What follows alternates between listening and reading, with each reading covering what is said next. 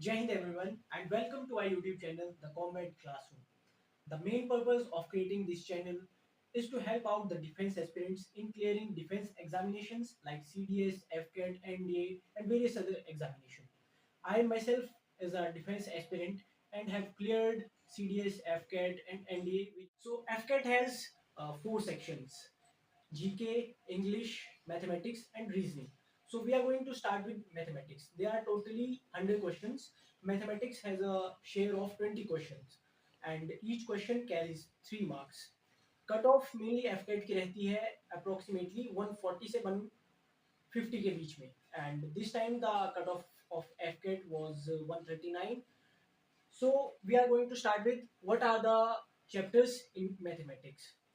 There are about 10 to 12 chapters in mathematics and उसमें से approximately अगर हम मान के चलें तो हर एक चैप्टर में से अप्रोक्सीमेटली टू या एक या दो क्वेश्चन पूछे जाते हैं.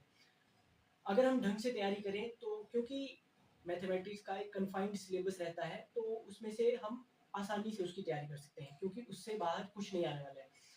लेकिन अगर हम अदर सब्जेक्ट के बारे में देखें, जीके, तो वो बहुत ही वास्ट सब्जेक्ट हो जाता है. So the FCAT syllabus mainly consists of the arithmetic mathematics. Start with knowing this chapters. First of all, it is time and work, then ratio and proportion, then average और average में ही हम साथ में पढ़ेंगे mixture and alligation, then profit and loss. Profit and loss में साथ में एक और additionally हमें पढ़ना पड़ेगा discounts, साथ में dishonest shopkeeper भी इसी में ही आ जाता है. Then हम पढ़ेंगे percentage, then probability, then speed, distance and time, और इसी में ही एक और चैप्टर है mode and stream. Next is simple interest and compound interest, then number system and clock.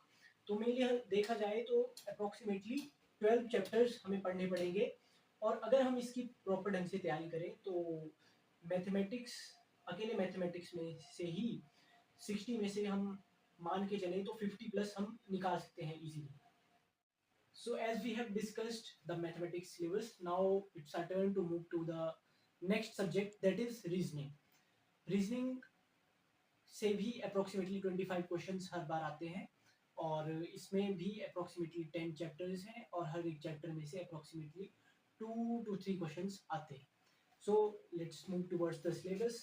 So first is series completion, then blood relations, then mirror images, then analogy classification, then puzzle test, then embedded figure test, then incomplete pattern, then ranking, then Venn diagram and coding decodings. Mathematics और reasoning दोनों को मिला के approximately 45 question बन जाते हैं, और दोनों का कन्फाइंड सिलेबस होने की वजह से हम इसमें मैक्सिमम से मैक्सिमम क्वेश्चन कर सकते हैं. मान के चले अगर हम 5 से 7 क्वेश्चन दोनों को मिला के छोड़ते भी हैं तो अप्रोक्सीमेटली हमारे 35 प्लस क्वेश्चन सही हो जाते हैं, जिसकी वजह से हमारा स्कोर बूस्ट करने में मैथमेटिक्स और रीजनिंग का दोनों का बहुत बड़ा हाथ है. Now let's move towards the most important subject, that is English, because English is contributing 30 questions directly in the FCAT examination, and English किसी का स्कोर बना भी सकता है और बिगाड़ भी सकता है, क्योंकि 30 क्वेश्चंस आते हैं और हमें लगता है कि ये ऑप्शन सही है, जो कि बिल्कुल भी सही नहीं होता है, और हम नेगेटिव मार्किंग की तरफ धीरे धीरे बढ़ते जाते हैं. So let's know about the syllabus. So इसमें भी अप्रोक्सीमेटली 9 to 10 चैप्टर्स हैं, और इसमें वेरी करता रहता है, कभी कभी स्पॉटिंग द एरर में से ज़्यादा आ जाएंगे और इडियम्स एंड फ्रेजेस में से आएंगे ही नहीं. सो let's know about the syllabus. First is sentence completion, then comprehension or passage, then synonyms and antonyms, then sentence rearrangement or jumbled sentence, then close test, then spotting the error, then filling correct word, then idioms and phrases, and one word substitution. So if someone has good basics of English, so it will definitely improve the English score and then improving the final score of FCAT. Now we are moving towards the final subject, that is general awareness, and it also contributes 25 questions, but it is the most vast subject. जितना ज़्यादा आप पढ़ेंगे उतना ज़्यादा आपको लगेगा कि अभी और भी सिलेबस बाकी है.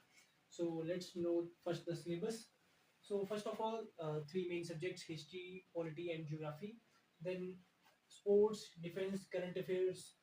national and international organization, science and technology, environment, art and culture. लेकिन ये कोई भी कन्फाइंड सिलेबस नहीं है, इससे बाहर से भी कुछ भी आ सकता है जो कि क्वेश्चन आपसे पूछा जा सकता है।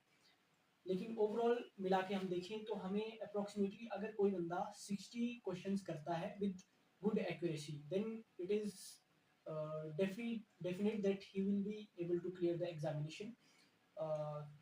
अगर कट ऑफ 140 के आसपास रहती है तो he will be scoring around 180 and it is definitely a good score for F.